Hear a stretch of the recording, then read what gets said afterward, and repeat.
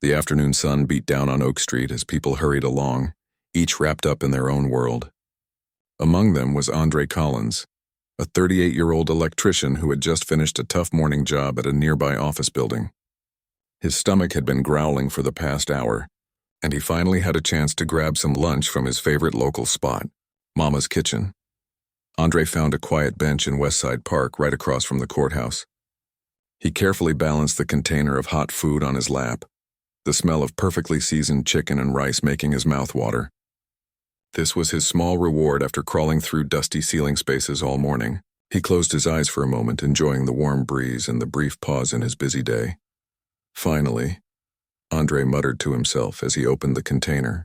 He had been looking forward to this meal since breakfast, which had been nothing more than a hastily gulped cup of coffee.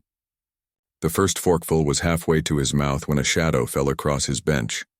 Officer Richard Brennan stood there, one hand resting on his belt near his holster, the other holding a half-finished coffee. His sunglasses reflected Andre's surprised expression back at him. Something about the way the officer was standing, legs slightly apart, shoulders squared, made Andre slowly lower his fork back to the container. "Afternoon," Andre said politely, nodding at the officer. Officer Brennan didn't return the greeting. Instead, he looked pointedly at the food container and then around the park. "You know this isn't a dining area, right?" he asked, his voice carrying a sharp edge that seemed out of proportion to the situation. Andre blinked, confused. He glanced around at the public park where at least 3 other people were eating their lunches on nearby benches. An older white couple was sharing sandwiches under a tree. A young white woman in business attire was eating a salad on the bench directly across from him. "I'm sorry, officer," Andre said carefully, keeping his voice even. "I didn't see any sign saying we couldn't eat here. There are others having lunch too." He gestured slightly toward the other parkgoers. Officer Brennan didn't even turn to look. "I'm not talking about them. I'm talking about you. This area has had complaints about loitering." The word hung in the air between them. Andre felt a familiar tightness in his chest, that sensation of knowing exactly what was happening but having to navigate it with careful precision. He'd been here before in this conversation with this dynamic. "I'm not loitering, sir," Andre explained calmly. "I'm on my lunch break. I work just 2 blocks from here." He pointed toward the office building where he'd spent the morning fixing the electrical system.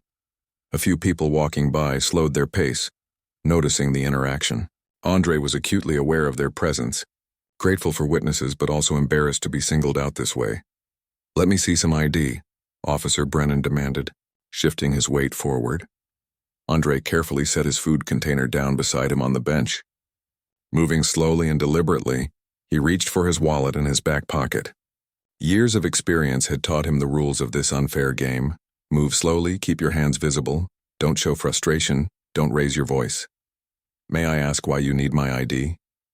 "I'm just eating lunch in a public park," Andre questioned, his voice steady despite the anger and humiliation building inside him. Officer Brennan's face hardened. "Because I said so. That's reason enough." As Andre pulled out his wallet, a passerby stopped completely. It was Thomas Chen, who owned the small electronics repair shop where Andre sometimes picked up side jobs. Thomas frowned, clearly concerned about what he was witnessing. "Everything okay here, Andre?" Thomas called out. Officer Brennan turned sharply. "This doesn't involve you. Move along." But Thomas didn't move. Instead, he pulled out his phone and held it casually at his side. Andre noticed the gesture and felt a small measure of relief. Someone was watching. Someone was recording. "Officer," Andre said, handing over his driver's license. "I don't understand what rule I've broken. Could you please explain?" Officer Brennan snatched the ID and studied it with exaggerated scrutiny. "How long have you been sitting here?" "About 2 minutes," Andre replied. "I just got my food and sat down." The officer looked at the license, then at Andre, then back at the license. By now, several more people had slowed their pace to observe the interaction. A woman with grocery bags had stopped completely and was watching with a frown. "This says you live on the north side," Officer Brennan said. "Why are you eating lunch all the way over here?" Andre took a deep breath. "As I mentioned, I'm working nearby today. At the Horizon building. I'm an electrician. We're fixing their main circuit breaker system." "Pretty fancy lunch for an electrician," the officer remarked, looking at Andre's container of food with disdain. Andre felt his jaw tighten. The food from Mama's Kitchen was $8.99 for the lunch special, hardly extravagant. But he knew better than to point this out. "It's just chicken and rice, sir," he said quietly. By now the crowd of onlookers had grown. Some had their phones out recording the incident. Officer Brennan seemed to notice this too, but rather than backing down, he appeared to become more agitated. "We've had reports of drug dealing in this park," he said loudly, clearly wanting the bystanders to hear. People coming from outside the neighborhood sitting around all day. Andre felt a cold wave wash over him. The accusation was so absurd, so clearly manufactured that for a moment he couldn't respond. He was wearing his work clothes, a polo shirt with his company logo, work pants with tool marks and boots still dusty from the job site. His electrician's ID badge from the morning job was still clipped to his belt. "Officer," he finally said, his voice remarkably steady despite everything happening inside him. "I'm just trying to eat my lunch before I have to get back to work. I have exactly 30 minutes for my break and about 10 of them are already gone." A group of courthouse employees had emerged for their own lunch breaks and were watching the scene unfold. Among them was Layla Washington, a judicial assistant whom Andre recognized from community events. Her eyes widened as she took in the situation. "Andre?" she called out. "Is everything all right?" Officer Brennan turned to her with clear annoyance. "Ma'am, please step back. This is police business." Layla didn't move. "I know this man. He's done electrical work at the courthouse. What seems to be the problem?" The officer's posture changed slightly. The presence of someone from the courthouse, someone who might have connections with judges or the district attorney's office, seemed to give him pause. But only for a moment. "The problem," Officer Brennan said, his voice rising, "is people who don't belong here thinking they can just take over public spaces. The problem is having to constantly deal with complaints from taxpayers about certain elements hanging around their neighborhoods." Andre felt each word like a physical blow. The coded language wasn't coded at all. It was transparent to everyone listening. The crowd had grown quieter, the tension in the air palpable. "My lunch break is almost half over," Andre said quietly.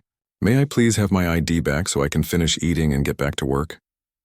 Officer Brennan held the license, tapping it against his palm as if considering.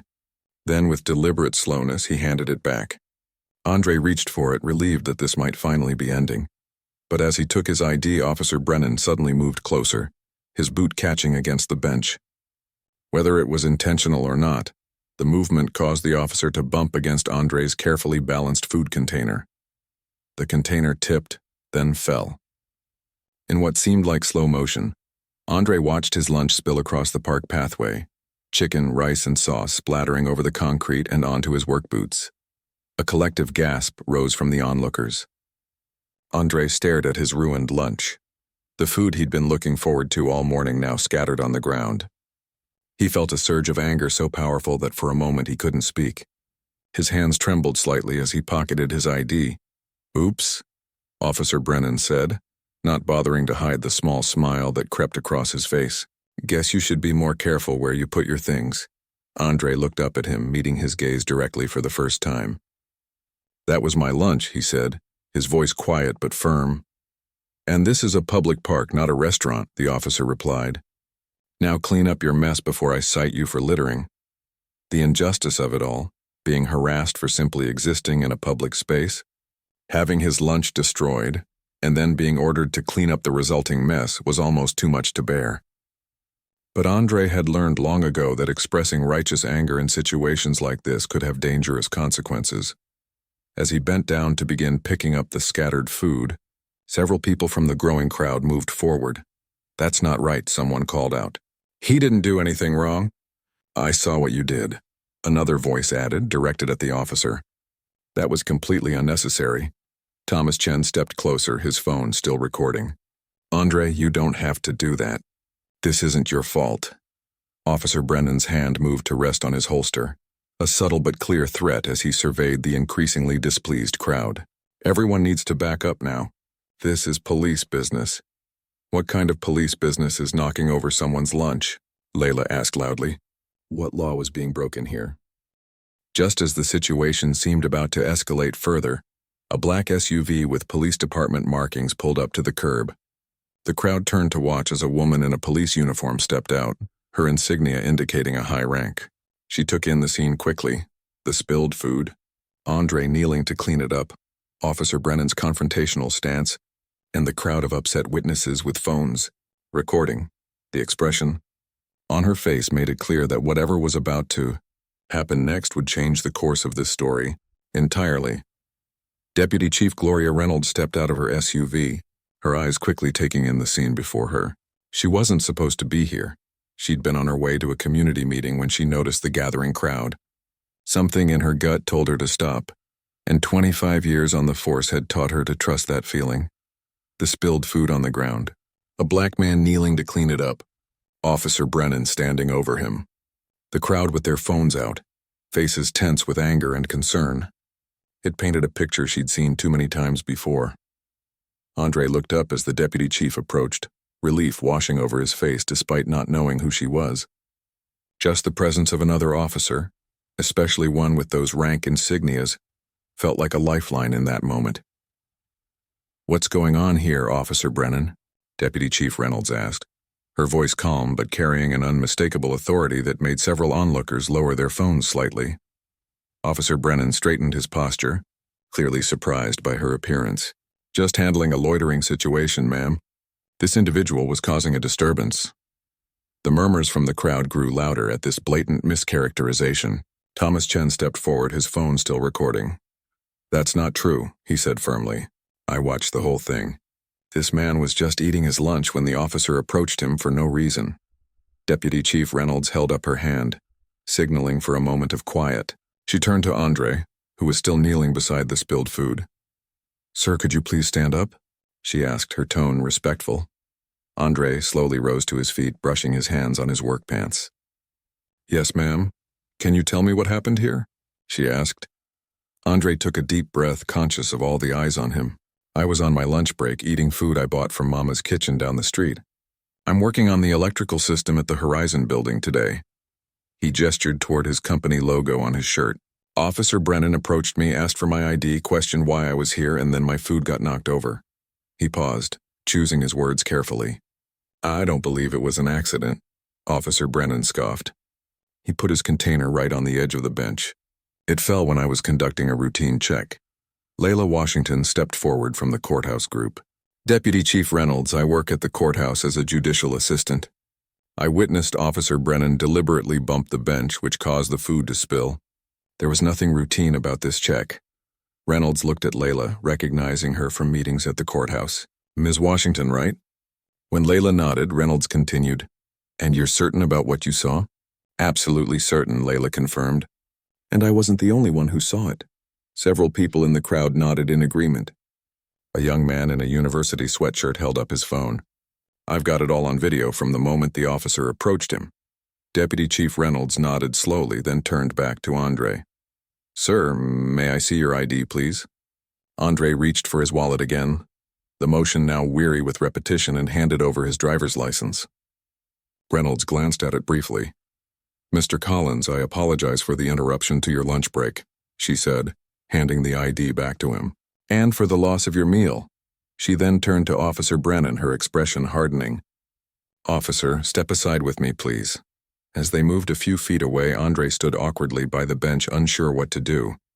The crowd remained, many still recording, the tension in the air still thick with anticipation. Though Reynolds and Brennan were speaking in low voices, the park was quiet enough that fragments of their conversation carried to those nearby. "What were you thinking?" Reynolds demanded, her controlled tone belied by the intensity in her eyes. "Deputy Chief, with all due respect, we've had complaints about—" "Save it!" Reynolds cut him off. "I want to know what specific behavior this man exhibited that warranted your intervention." Officer Brennan shifted uncomfortably. "As I said, there have been reports of loitering and suspicious activity in this area. By a man in work clothes wearing a company logo eating lunch in a public park at noon?" Reynolds asked incredulously. "Along with those other people having lunch?" She gestured to the white couple still sitting under the tree, who were watching the scene unfold with concerned expressions. Brennan's jaw tightened. "I was just doing my job, maintaining order in the community." "Your job," Reynolds repeated, her voice dropping even lower, "is to serve and protect everyone in this community, not to harass citizens who are doing nothing wrong." She looked back at Andre, who was standing quietly by the bench, dignity intact despite the humiliation he'd endured. She looked at the spilled food on the ground, at the crowd of witnesses with their phones, at the courthouse employees watching with disapproval. "This isn't just about today, is it?" she asked, turning back to Brennan. "This is a pattern with you." "I don't know what you're talking about," Brennan replied, but his eyes shifted away from hers. 3 complaints in the last month, Reynolds said. All from minority residents, all claiming harassment during routine interactions. "I reviewed those files myself just last week." Brennan's face flushed. Those complaints were unfounded. "People play the race card whenever—" "Stop," Reynolds said, her voice sharp enough to make him flinch. "Don't say another word that will make this situation worse for yourself." She stepped back, looking at him with a mixture of disappointment and resolve. Then she reached for the radio clipped to her shoulder. "Dispatch, this is Deputy Chief Reynolds. I need a patrol unit at Westside Park across from the courthouse. And get Captain Torres here as well." The radio crackled with an acknowledgement. Reynolds turned back to Brennan. "Your badge and gun, please." The crowd, which had been watching in tense silence, stirred at these words. Officer Brennan stared at her in disbelief. "You can't be serious," he said. "Over a misunderstanding about some spilled food?" "This is not about spilled food," Reynolds replied firmly. "This is about an abuse of power and a violation of department policy regarding community interactions. Your badge and gun, officer. Now." The park had gone completely silent. Even the birds seemed to have paused their singing. Andre stood motionless, hardly able to believe what he was witnessing. After a long moment, Brennan's hand moved to his belt.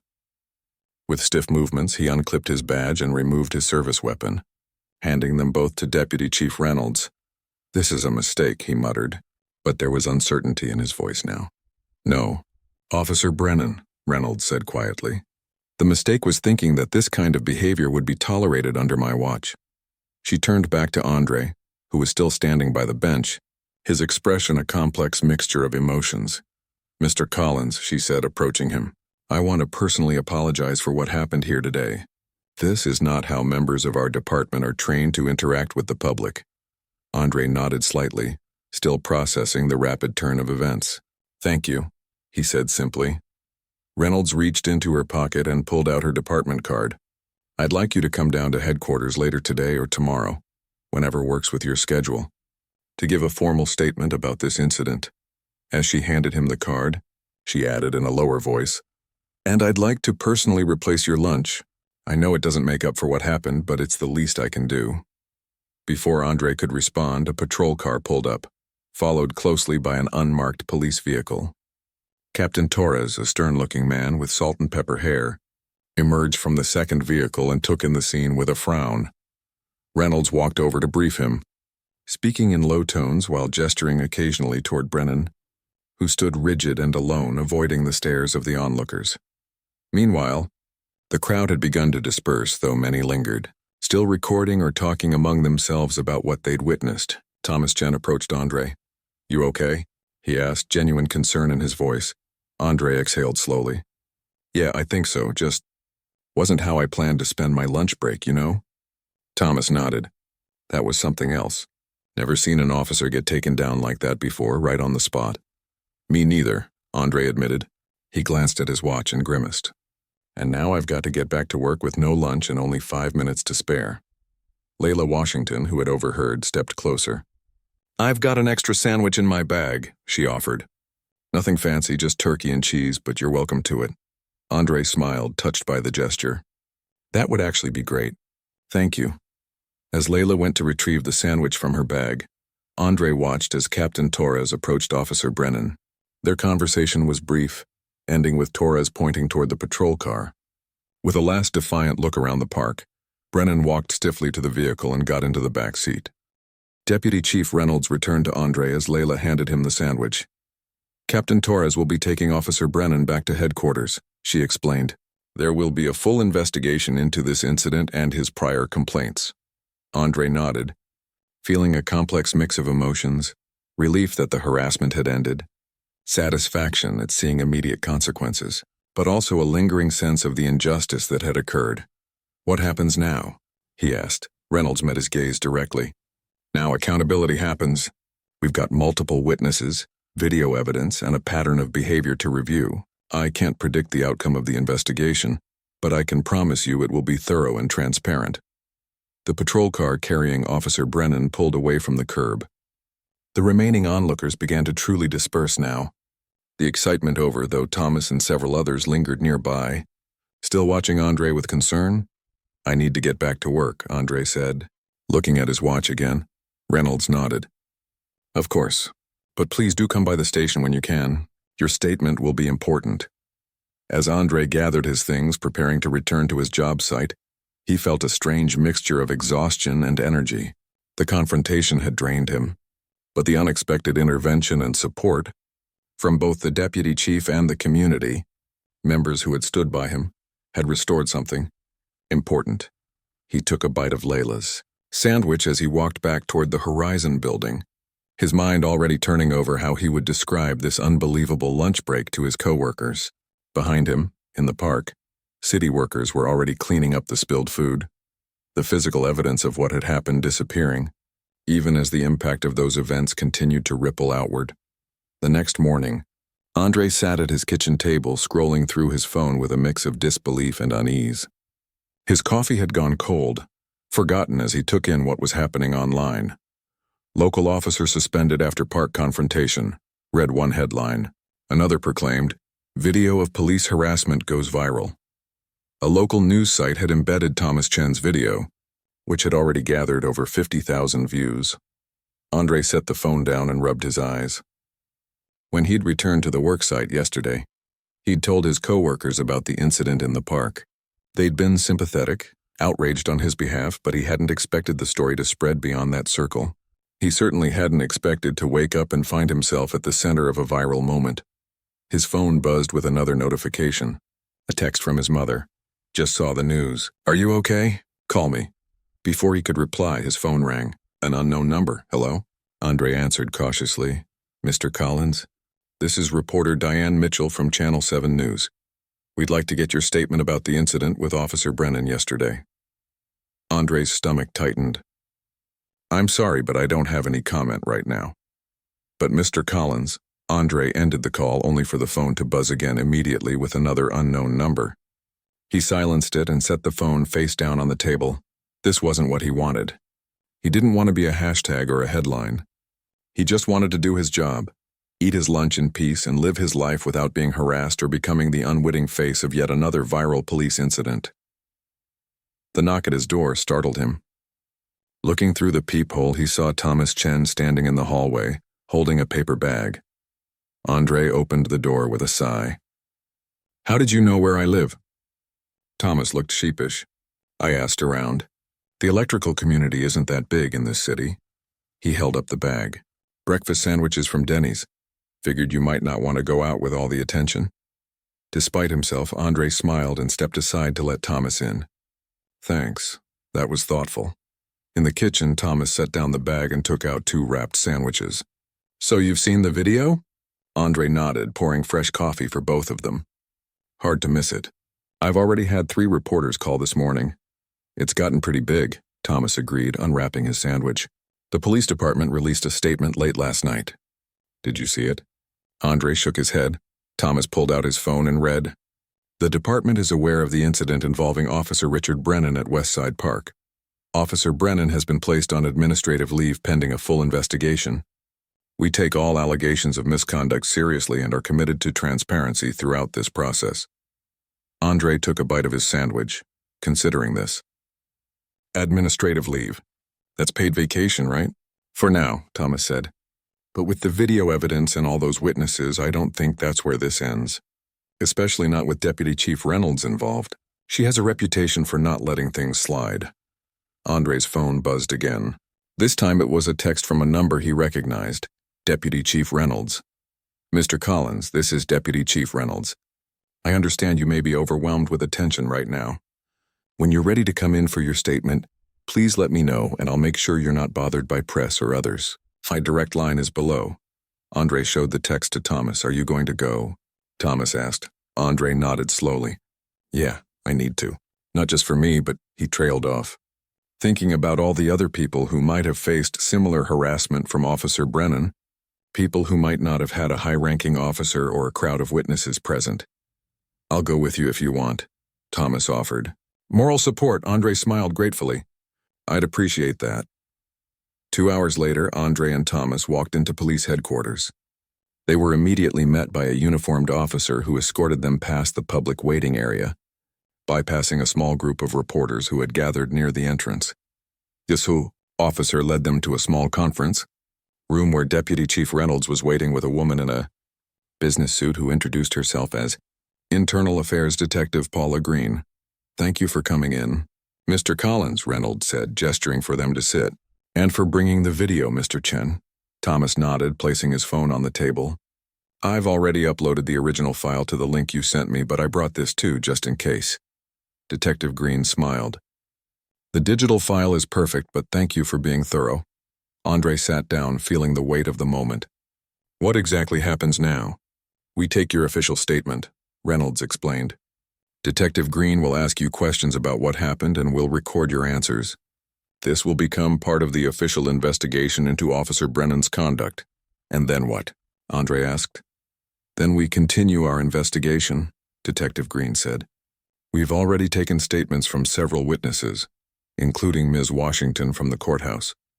We have the video evidence. We're also reviewing Officer Brennan's body camera footage and his prior complaint history. What happens to Officer Brennan? Thomas asked. Reynolds and Green exchanged glances. That depends on the outcome of the investigation, Reynolds said carefully. But I want to be clear with you, Mr. Collins, what happened yesterday was unacceptable. It violated department policy, community trust, and basic human decency. Andre nodded, feeling a lump form in his throat at the simple acknowledgement of what he had experienced. Ready to get started? Detective Green asked gently. Yes, Andre said. Let's do this. For the next hour, Andre recounted every detail of the encounter in the park.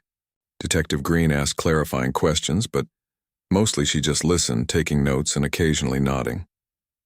Reynolds remained silent throughout, her expression giving away nothing, though her eyes narrowed slightly when Andre described how Brennan had knocked over his food. When they finished, Green thanked him and left the room with her notes. Reynolds stayed behind. There's something else you should know, Mr. Collins, she said once they were alone. This isn't the first time Officer Brennan has been accused of targeting people of color. There have been 3 formal complaints filed against him in the past 6 months and likely many more incidents that went unreported. So why was he still on patrol? Thomas asked, an edge of anger in his voice. Reynolds sighed. Unfortunately, the previous complaints didn't have video evidence or multiple witnesses. It became a case of the officer's word against the complainants. She leaned forward. Your case is different. What happened to you is clearly documented, and I want you to know that I'm personally overseeing this investigation. Andre studied her face, trying to gauge her sincerity. What made you stop yesterday? At the park, I mean. You weren't on duty there, were you? No, Reynolds admitted. I was on my way to a community meeting, but I saw the crowd and... She paused, choosing her words carefully. Let's just say I've been working in this department for 25 years. I know what trouble looks like. Before Andre could respond, there was a knock at the door. Captain Torres entered, nodding to Reynolds. Mr. Collins, Mr. Chen, he greeted them. I wanted to update you personally. The police union representative assigned to Officer Brennan just left my office. After reviewing the evidence, including the body camera footage, the union has decided not to contest any disciplinary actions resulting from this incident. Reynolds raised her eyebrows, clearly surprised. That's unusual. The evidence is overwhelming, Torres said simply. And frankly, the last thing the union needs right now is to be seen defending this kind of behavior. The video has over 100,000 views as of an hour ago. Andre felt a strange mix of emotions, validation that what had happened to him was being taken seriously, but also discomfort at the public spectacle it had become. What happens next? He asked. The investigation continues, Torres explained. But given the union's position and the evidence we have, I expect this to move quickly. You'll be kept informed at every stage. After Torres left, Reynolds turned back to Andre. There's one more thing. The mayor called this morning. He'd like to meet with you. Andre blinked in surprise. The mayor? Why? This incident has touched a nerve in the community, Reynolds said. The mayor wants to address it personally to show that the city takes these matters seriously. Thomas let out a low whistle. This is getting bigger by the minute. Andre ran a hand over his face. All I did was try to eat my lunch. No, Reynolds said firmly. All you did was exist in a public space while black. Officer Brennan is the one who created this situation. Don't forget that. As they prepared to leave, Andre's phone buzzed with another call. This time it was his supervisor from work. Andre? Have you seen the news? Your face is everywhere, man. Yeah, I know, Andre sighed. Look, I'm sorry about all this attention. If it's causing problems for the company, problems? His supervisor interrupted. Are you kidding? The owner wants to meet with you.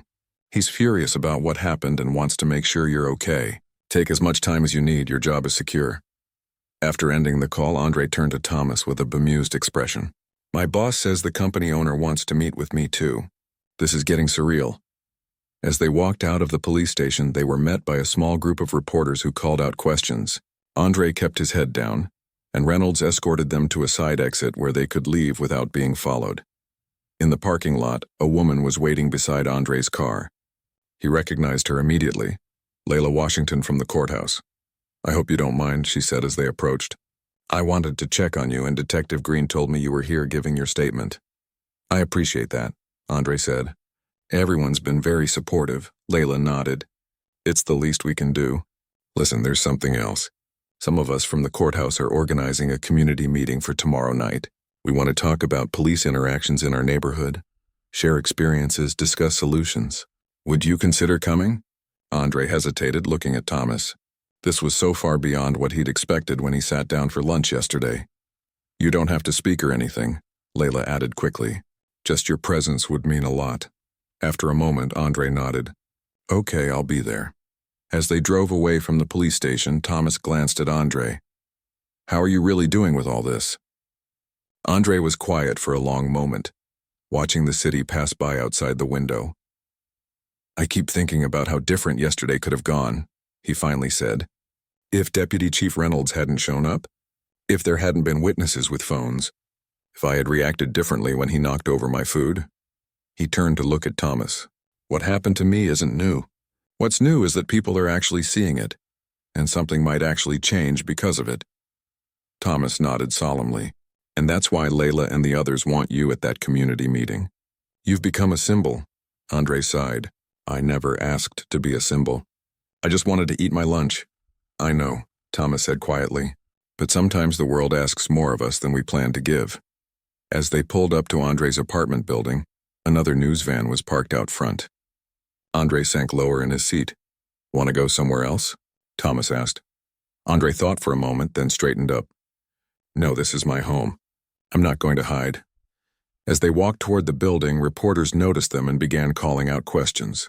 Andre took a deep breath and kept walking, his expression calm but determined. He wasn't seeking the spotlight, but now that it had found him, perhaps there was a purpose to it all, a chance to turn his moment of humiliation into something that might prevent someone else from experiencing the same. The community center was packed beyond capacity. People stood along the walls, sat on windowsills, and crowded the doorways. What had been planned as a neighborhood meeting had swelled into something much larger, drawing people from across the city. Andre sat in the front row between Thomas and Layla, trying to appear smaller than his 6-foot frame allowed. He hadn't expected this turnout. When Layla mentioned a community meeting, he'd pictured maybe 20 or 30 concerned neighbors in a quiet room. Not this overflowing crowd with news cameras positioned in the back corners. There must be 200 people here, he whispered to Thomas. At least, Thomas agreed. Your story really struck a nerve. On stage, a folding table had been set up with microphones for the panel. The mayor, Deputy Chief Reynolds, 2 city council members, the director of the Urban League, and a representative from the Police Oversight Board. They spoke in hushed tones among themselves, occasionally glancing out at the restless crowd. The mayor stood and approached the center microphone. The room gradually quieted. Thank you all for coming tonight, he began. What happened in Westside Park 2 days ago has forced our city to confront some uncomfortable truths about policing, race, and how we treat each other as neighbors and citizens. Andre felt the weight of eyes turning toward him, curious glances trying to identify the man from the viral video. He kept his gaze fixed on the mayor. We've invited Mr. Andre Collins to join us tonight, the mayor continued, gesturing toward Andre. Though he has chosen not to speak, which we fully respect. His presence alone is a powerful reminder of why we're here. More eyes turned to Andre. He nodded slightly in acknowledgement, but remained seated. I want to start by updating everyone on the situation with Officer Richard Brennan, the mayor said. As of this afternoon, following a preliminary internal investigation, Officer Brennan has been officially terminated from the police department. A wave of reactions rippled through the crowd. Murmurs of approval, scattered applause, and a few surprised gasps. Andre felt a complicated mix of emotions. On one hand, swift accountability was what he had hoped for. On the other, it felt strange to applaud someone losing their job, even if that person had treated him unfairly. Deputy Chief Reynolds stepped up to the microphone. "I want to be clear about something," she said, her voice steady and direct. Officer Brennan wasn't fired simply because of the incident with Mr. Collins. He was fired because that incident, when viewed alongside his history of complaints and his conduct during our investigation, revealed a pattern of behavior incompatible with our department's standards and values. She paused, looking out at the crowd. The decision to terminate was unanimous among department leadership and has the full support of the police union. That last part caught Andre by surprise. Police unions typically fought tooth and nail to protect officers from disciplinary action. The fact that they were standing aside suggested the evidence against Brennan was truly damning.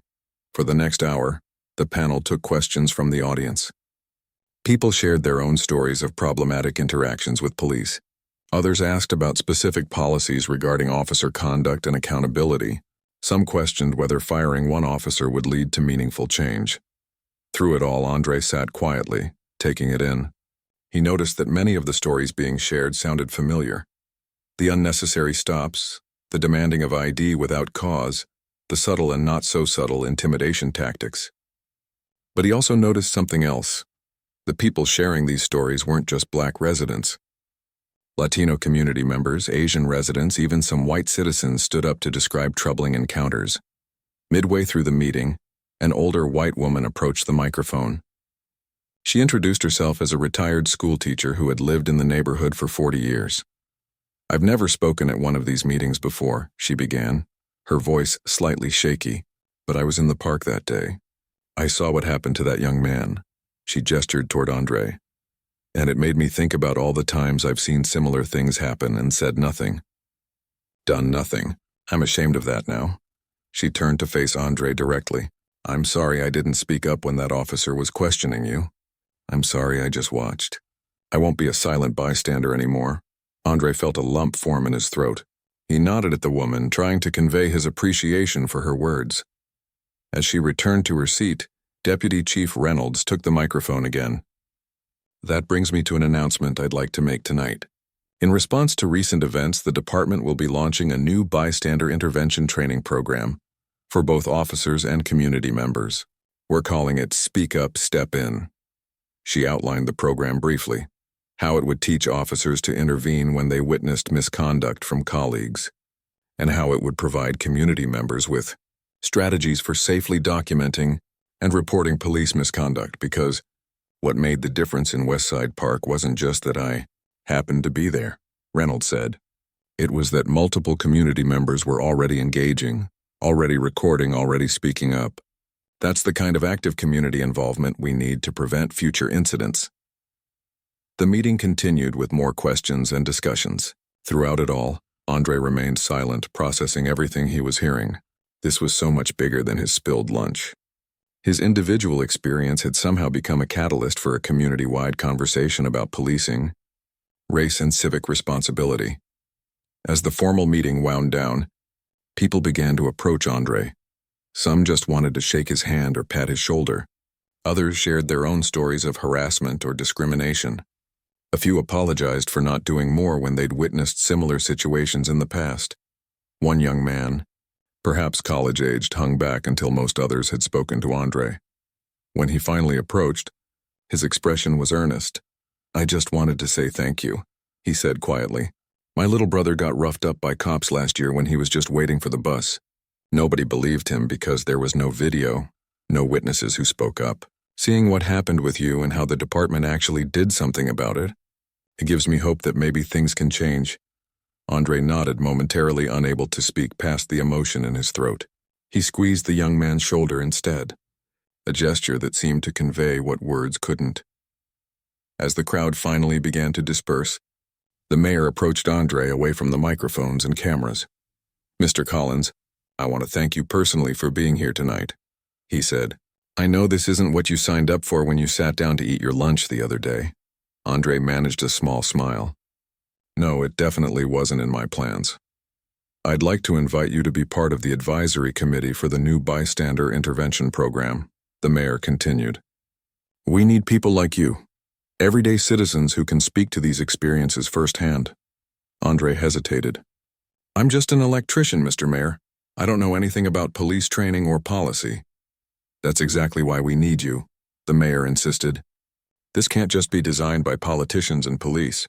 It needs to include the perspectives of the people it's meant to protect." Before Andre could respond, Deputy Chief Reynolds joined them. "The mayor's right," she said.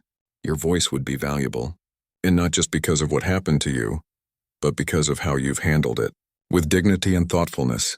Andre looked between them, considering. Part of him wanted to decline, to go back to his normal life of fixing electrical systems and eating lunch without becoming a public figure.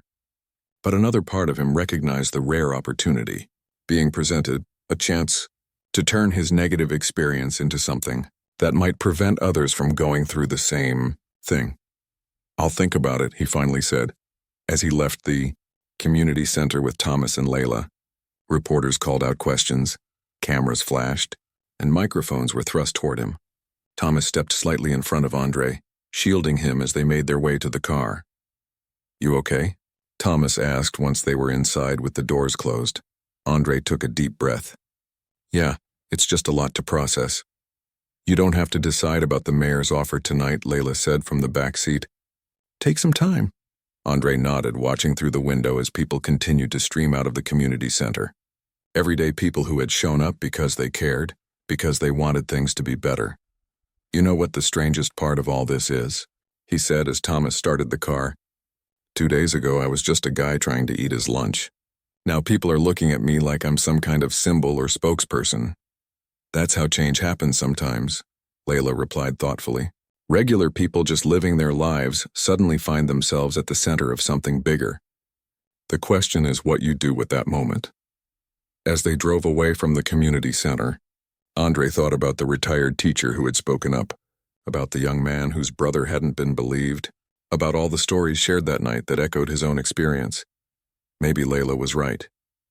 Maybe this moment had found him for a reason, and maybe, just maybe, his voice could help make a difference. "Let's get some dinner," Thomas suggested, breaking into Andre's thoughts. "I don't know about you, but community activism makes me hungry." Andre laughed, the first genuine laugh he'd had since this whole thing began. "Dinner sounds good, and this time I'm definitely eating indoors." 3 months later, Andre stood at the podium in City Hall, adjusting the microphone nervously. The chamber was filled with city officials, community members, journalists, and a group of newly graduated police cadets in their crisp uniforms. "I never planned to be standing here today," Andre began, his voice steadier than he felt. 3 months ago, I was just a guy trying to eat his lunch in a park." A small ripple of knowing laughter moved through the audience. By now, the story was well known throughout the city and beyond. "What happened that day changed me," Andre continued. "Not just because of how I was treated, but because of what happened afterward. How one incident sparked a conversation that was long overdue in our community." He glanced down at his notes, then decided to set them aside. "Better to speak from the heart. Today we're launching the Community Oversight and Response Training Program, CORT for short." He gestured to the row of people seated behind him. Deputy Chief Reynolds, the mayor, community leaders, and police academy instructors. This program isn't just about police training. It's about how we as citizens and officers can work together to make our community safer for everyone. Andre looked out at the audience, making eye contact with Thomas and Layla, who sat in the front row, both giving him encouraging nods. "When Officer Brennan approached me that day, I felt powerless," Andre admitted. "Even though I knew I wasn't doing anything wrong, I still felt afraid. That's a feeling too many people in our community know too well." The room was completely silent now, everyone focused intently on his words. But what I've learned over these past months is that we're not powerless. Not when we stand together. Not when we hold each other accountable. Not when we demand better from our institutions and from ourselves. He turned slightly to address the police cadets directly. To the new officers graduating this month, you're entering your careers at a challenging time. There's distrust to overcome, wounds to heal, but there's also an opportunity to be part of something better, to help build a new relationship between police and community based on mutual respect and genuine service. Andre paused, gathering his thoughts.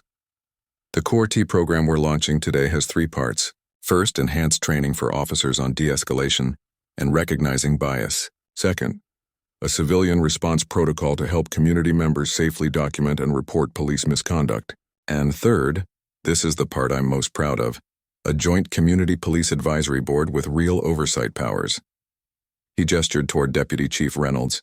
None of this would have happened without leaders like the Deputy Chief, who had the courage to take immediate action that day in the park, and who has worked tirelessly with community members to develop this program. Reynolds nodded in acknowledgement, a small smile on her face. I want to end by saying this, Andre continued. What happened to me was wrong, but it wasn't unique. People in our community, especially people of color, have been sharing similar stories for years. The difference is that this time, there was a video. This time, there were witnesses who spoke up. This time, there was a leader in the right place at the right time who wasn't afraid to do the right thing. He looked out at the audience again, his expression serious but hopeful. We can't count on those circumstances aligning every time. That's why programs like COURT are so important. That's why I decided to be part of this, even though it meant stepping way outside my comfort zone. Because maybe if we all do a little more than what's comfortable, we can build the kind of community where having lunch in a park isn't a risky activity for anyone. The applause that followed was thunderous. As Andre stepped away from the podium, the mayor rose to shake his hand, followed by each of the officials seated on stage. The cadets stood as one, their applause continuing. After the ceremony, as people mingled and discussed the new program, Andre found himself face to face with a middle-aged black man he didn't recognize. Mr. Collins, the man said, extending his hand. My name is Franklin Wilson. I'm Richard Brennan's former partner. Andre stiffened slightly but shook the man's hand. Officer Wilson? Former officer, Wilson corrected gently. I retired last month. After 23 years on the force, Andre studied him, unsure what to say. Was your retirement planned, or? Wilson sighed.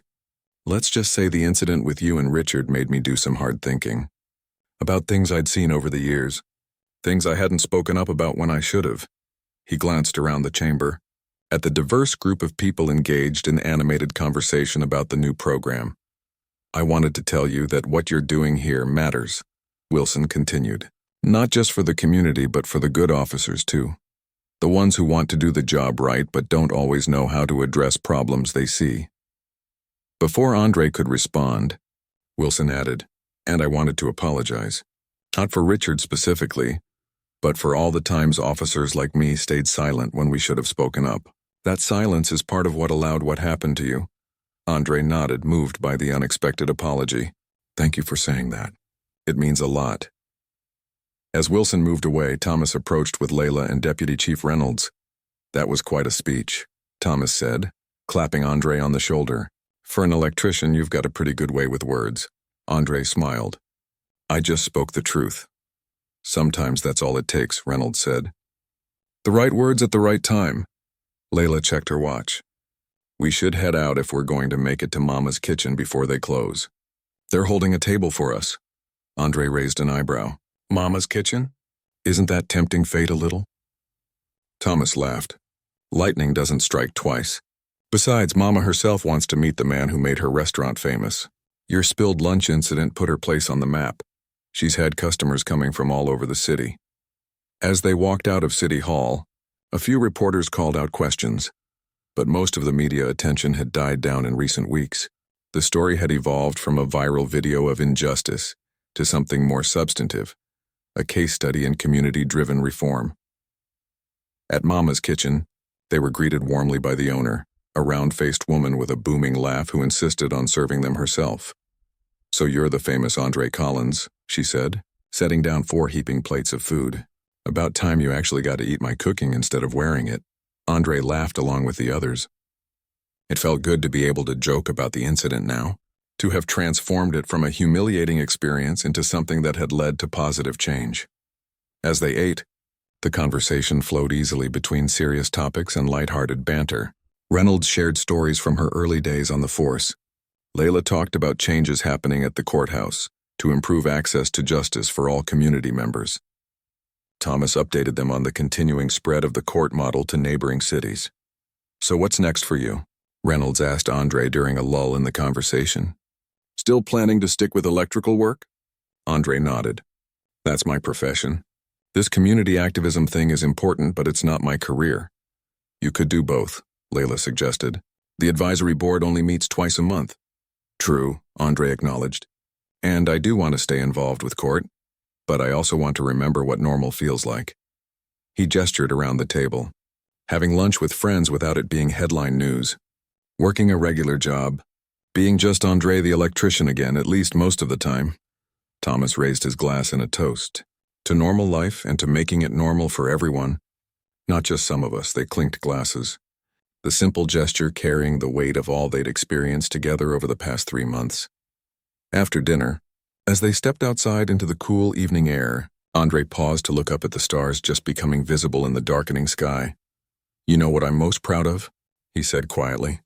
"It's not the program or the speech or any of that.